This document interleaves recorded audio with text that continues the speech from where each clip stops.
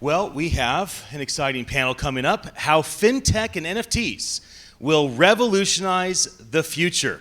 Friends, please come up. We're ready to hear what you have to share. There are microphones. 2 are on the chair and 2 are in my hand. Here you go, my friend. Well, welcome everybody to our panel on how NFTs are going to revolutionize the future. Obviously, everybody at this entire conference believes that, or we wouldn't be here. I have some fantastic co-panelists with me today. Directly to my left is Shahar Abrams, and then Michael Messele is on the end, and Harold Hughes is in between. I'm Amber Welch. Just to introduce myself to you, I have almost 2 decades of experience in finance and tech. I've worked in public accounting, corporate accounting, spent the better part of my career as a fractional CFO. Over the last year, spent about the whole year working on 30 different projects as their fractional CFO, and am now with Cryptio, which is the leading enterprise accounting, audit, and tax software for projects out there. I'm going to pass it over to Shahar to introduce himself. Yeah, hey everyone, Shahar Abrams. Since finding blockchain in around 2017 and going down the rabbit hole, I've spent my career kind of at the intersection of private and public blockchains, so really focusing on enterprise use cases and especially things involving the government, because I sort of believe that the government is kind of the final boss for us in this industry in terms of bringing about real at-scale adoption of Web3 and the Web3 economy. Awesome. Hey everybody, my name is Harold Hughes. I'm a tech founder, I'm an angel investor, I'm a community builder. On the tech builder side, I've been building with blockchain since 2016 when I was trying to figure out how to defeat StubHub and Ticketmaster. As a person who'd been burned too many times on fake tickets, I realized that was impossible and it's a racket, and so I decided to focus on experiences instead. As an angel investor, I invest in women, people of color, and black founder-led companies all over, from CPG products like Partake Foods and Athletic Greens and Liquid Death, to Web3 products like Lore, Ledger, and some of these other ones. And on the community builder side, I'm one of the co-founders of Black Hat, which is the first token-gated community for black founders, funders, creators, and community builders. And just as of like last month, I wrote a kid's book about blockchain, so that my 6-year-old son would be able to tell his friends in 1st grade what dad does for work. So I try to focus on helping people understand this really crazy, confusing technology from 6 to 60. That is impressive, so I will just keep quiet. I haven't written any book. I'm Michael Messele. I've been in this space since 2016, actively, and been into crypto since 2012, and previously I used to work in financial institutions. And now I focus, since 2016, I've been focusing on building decentralized solutions such as a non-custodial wallet. And now we are offering an account abstraction solution that makes it easy for everyone to use the Web3 space. So thank you for being here, everyone. Thank you, everybody, for introducing yourselves. Michael, actually, I want to kick things off with you.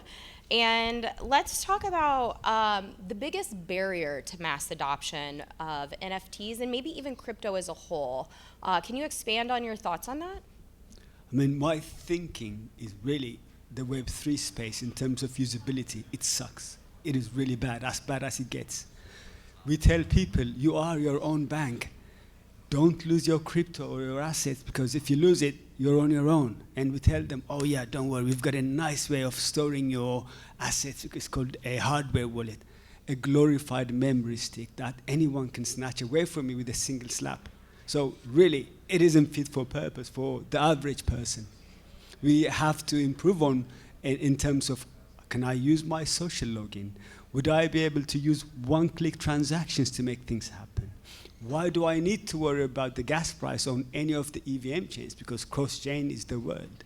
So what we do and what we are trying to offer is, in the industry, is an account abstraction. Account abstraction is basically using smart contract technologies to give Web3 users Web 2-like access. In that way, we can think about bringing on users for the service that they're consuming without this huge friction, and them, the individual person, getting a PhD on how to work a system to go from one chain to another chain, which is unsustainable. So that's my little rant.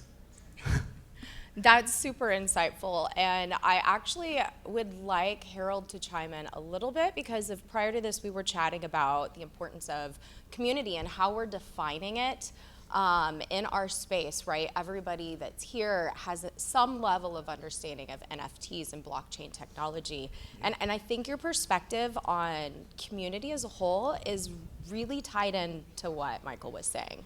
Well, yeah, I think that, well, we'll do a quick show of hands. We'll do audience engagement. How many of you have an iPhone? Just raise your hand. Okay, great. How many of you have been in the iPhone Discord this morning, trying to talk about the new features they're building? Right? Probably none of you. And that's because Apple is a company. They took the money and they're building products, and therefore they have no reason to communicate with you every day.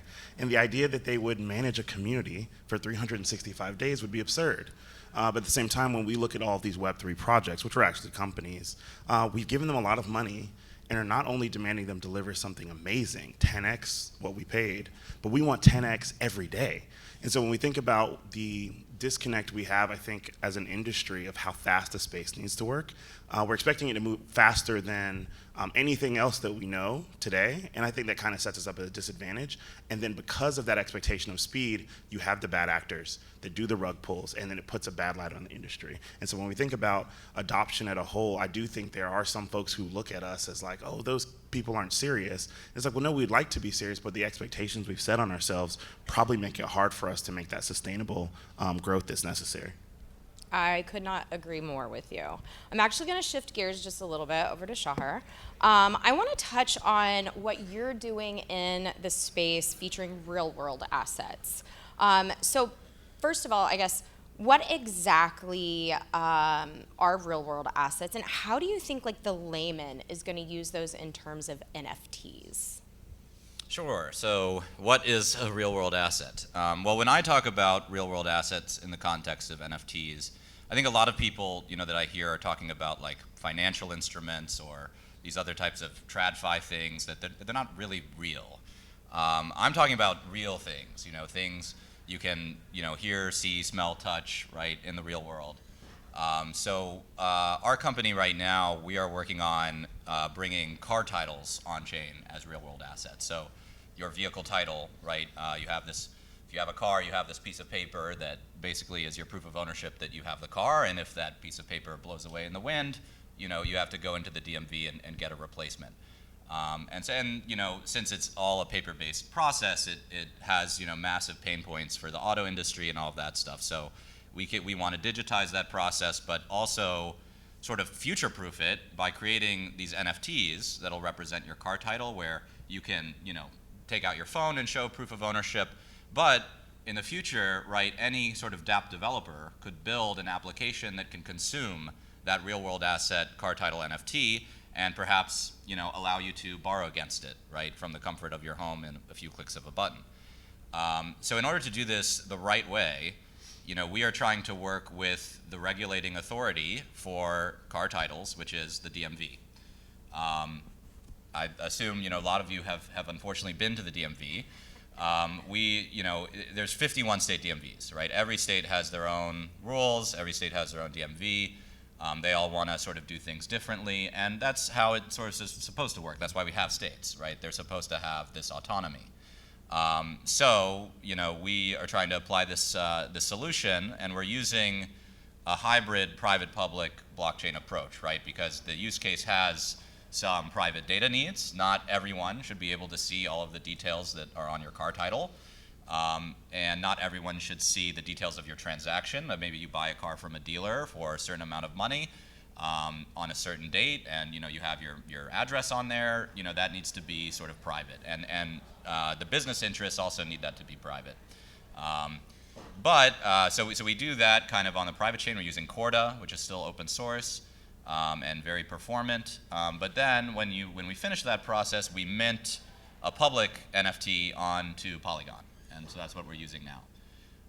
And to kind of answer the why is this important question, I'm going to answer it like this. And I'm going to take a little bit of time, and then I'll shut up. But does anybody know what was the original birth of property rights in the world?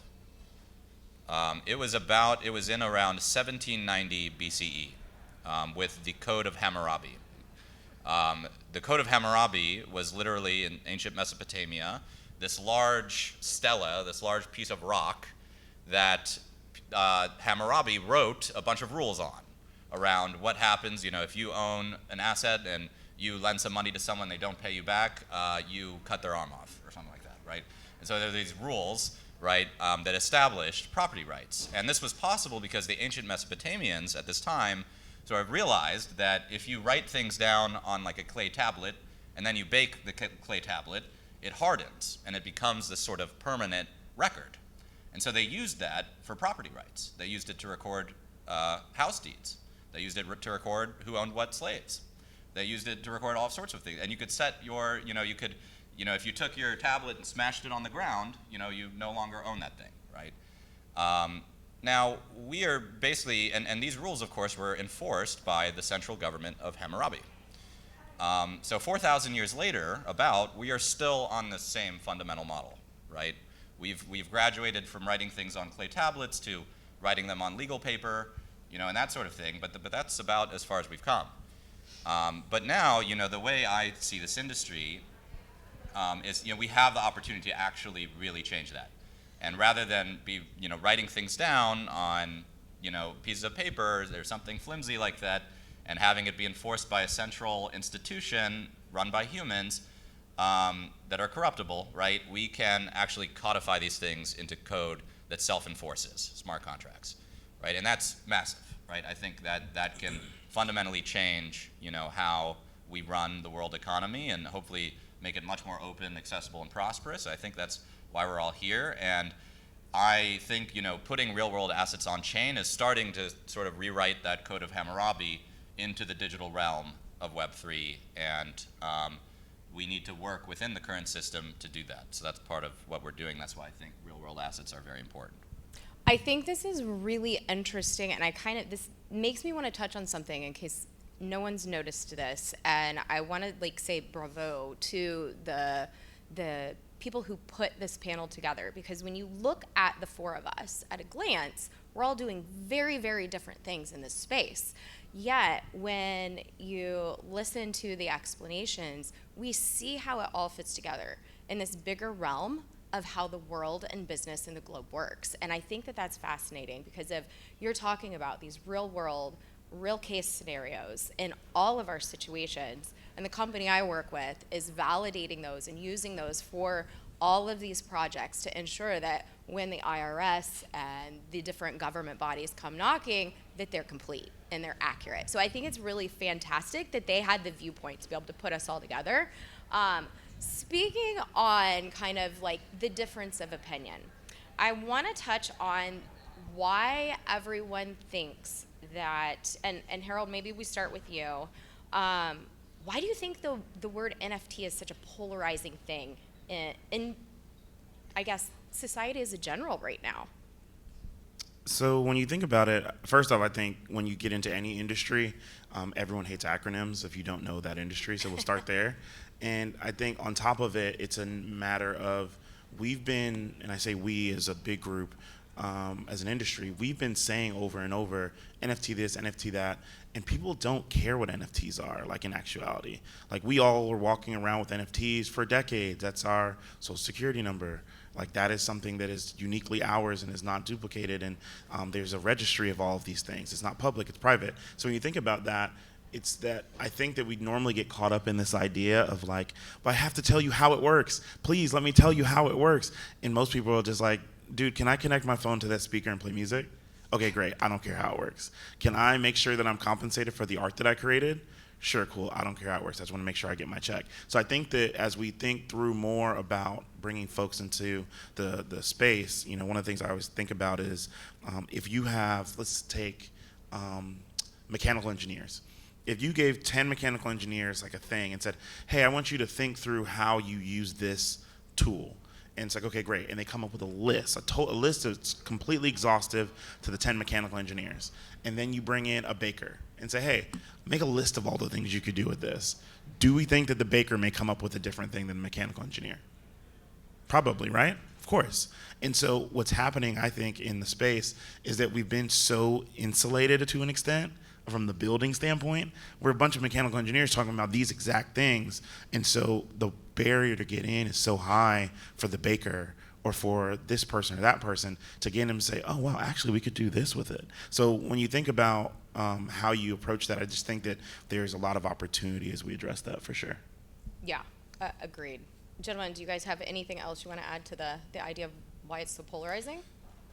Yeah, I'm going to stay kind of on my thread. And I'm going to say it's polarizing because it challenges the conventional way we have recorded and enforced property rights in the world, right? And so it basically challenges the function of governments, right? In the context of real-world asset NFTs. In the context of music NFTs, it challenges, the record labels. It challenges that, traditional industry. So this is it is very disruptive. And well, I think Harold is absolutely right, about, that level. When we go in and talk with states, or when we talk with my previous project, I worked with IBM on a use case for the federal government, the U.S. Postal Service. First off, we never even talked to them about NFTs.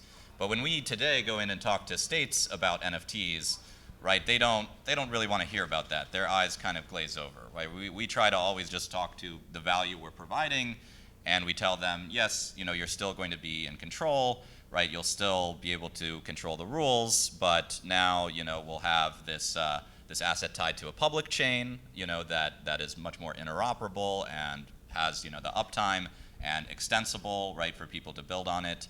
And so we, really try to be careful about this. But if I was to really say what was on my mind, to some of these states, it's, looks more like, yes, we start with this, but where we want to get to is that the DMV as an intermediary no longer has to exist, because we can codify these rules, right? We can use NFTs to, instead of pieces of paper, to record actually, the ownership details, right? And then we can build smart contract applications on top of that. So I think it is very, and if I said that, right, I'd get thrown out of the room. I don't know. I think I would be pretty happy if the DMV didn't exist anymore. Estonia does that, right? Right, So, and you don't work for the DMV. So. but Estonia does that. Like, Estonia has taken a lot of those things and have provided it with the blockchain. Yeah. So it's just the United States. If we're thinking Other countries have the done, US. yeah, and I'm not trying to say, all government actors are bad. I've worked with many of them, and they tend to be very earnest people. They're very focused on their mission. They're focused on, serving citizens. But they need to start imagining a world where maybe they are not, where we can build systems that sort of do that and that are very, much more transparent and kind of responsive, right? And so, and I think that does stigmatize it to a lot of people, especially the higher parts of government, right, that are used to having this control. They don't want to give it up. For me, I see it, NFTs, you can see them in terms of, you can judge them with 3 vectors. How rare they are, the artistic side, and the utility. And I have seen a lot of people dismiss NFT. That's just a JPEG. Why am I worrying about the JPEG? But what utility is attached to it? And how is that utility manifested? Is it virtual, in real life? If it is in real life, how accessible is it? Do I have to go through hoops to get it in? I can give you an example. I live in London, and I use Uber. And when I have used Uber in New York, the Uber app didn't say to me, oh, because you use British pounds and the driver gets paid in American dollars, these are the list of exchange that you have to go through and convert your British pounds to American dollars. It just did it underneath, abstracted away. And then in terms of all these things we're talking about, the utility has to be manifested in such a seamless way. Just deliver the utility. The NFT is just something that it is being used. Just like we have to go to a website and type the address, it is just a mechanism for us to access.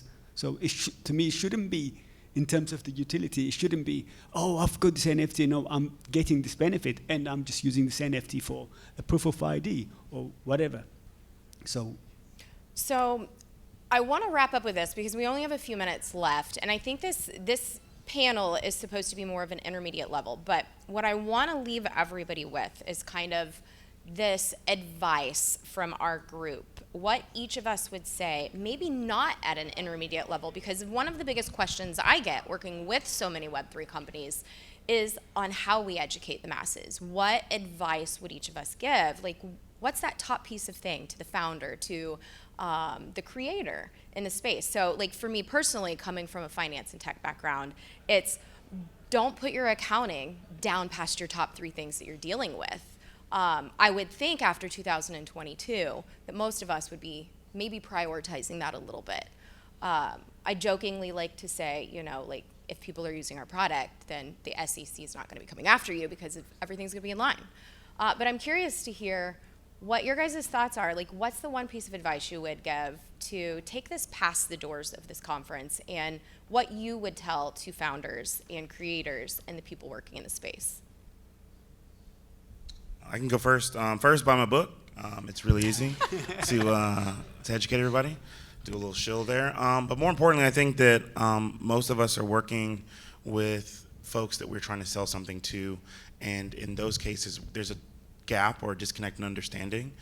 Normally when I talk about understanding, I normally get up and do this whole demonstration, but from a visual standpoint, imagine like you're on one end of the stage and you understand something, and on the other end of the stage, someone doesn't understand it.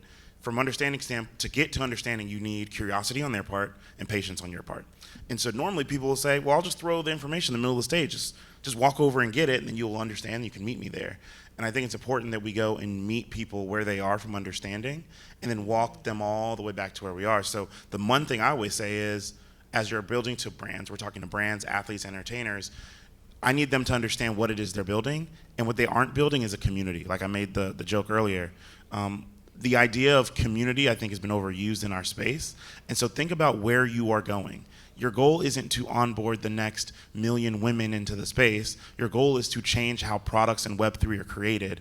And part of that starts with having more women involved. So if you make your North Star, we want to make sure that these tools are equitable for women, then that's the goal, not I want to onboard 1 million women or I want to do this thing. And so community, I think, is overused, and I would encourage more folks to think through, how do I disassociate community with the value prop of Web3 and build the future that I'm trying to set out to build? So shift perspective.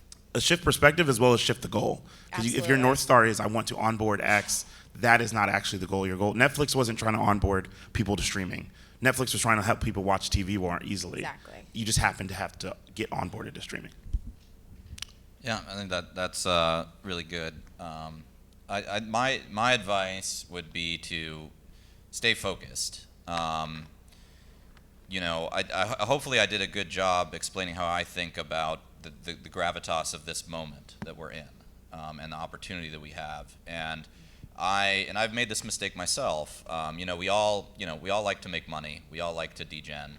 You know, we all like number go up. It's, you know, that makes things fun. And but you know, I've seen too many companies, and I've been part of some companies that have taken shortcuts, right, and that have gotten distracted by that. And it doesn't serve the industry. I think we've seen in the past year, when you take shortcuts, when you lose focus of what we're really here to do, which is supplant the, you know, current power structures of who controls and enforces property rights, and the, you know, ability for that to get easily corrupted, right? We need to stay focused on that. And when we start taking shortcuts, first off, we fuck up and we lose money for everyone, and you know, and people go to jail. But we, you know, more importantly, we give this industry, we cast ourselves in a bad light. We rub the regulators the wrong way, and we, you know, and this is a very delicate moment, right? This technology is here, will be used. It will be decided in the next, you know, in the next few years whether we have truly, you know, we have this new system of property rights on a real public, decentralized, secure, you know, type of ledger, or a ledger that, you know, is a one-of-one multi-sig of the U.S. government or the Chinese government, right? These are the two potential outcomes, right? So I just think we need to stay focused. Michael, any last thoughts to wrap us up? Just usability. Focus on giving your users the simplest usability. Don't be obsessed about the technical details. Thanks, guys. Really appreciate it. You can find all of us on social media, LinkedIn, all of our handles. We'd love to connect with anybody also if you have questions. Appreciate it. Thank you, guys. Thank you. Bro, can you stay for 1 second? Yeah, sure. Thank you. That was great. Brilliant. You can stand, but Cool. you stand out in my mind. Good. Your ability to be funny, first of all, great sense of humor, really appreciate it, but also you have a way of saying some complex things in like these bumper stickery ways. Yeah, for sure. So you want to hit us the more bumper stickers before you go down? No, Because I was digging it, bro. Well, yeah, It's just selfish, everybody. Yes, Sorry. yes, I appreciate I that. just want to see if you had any more buried down in the hatch that you Well, the want one to that I was share. going to tell the Shahar is I think that ultimately we get into this idea of like disruption. He wants to remove this. We went into this complete versus compete. Yeah. And I think oftentimes NFTs going into this space saying we're going to disrupt this. It's like we can complete and create value good. without competing. So I'm excited. Would love for y'all to talk with me outside or whatever. Catch me online. One Bandwagon Fan on Twitter. ONE Bandwagon Fan. Thank you. Buy his book, everybody. Appreciate y'all. See ya. Buy his book.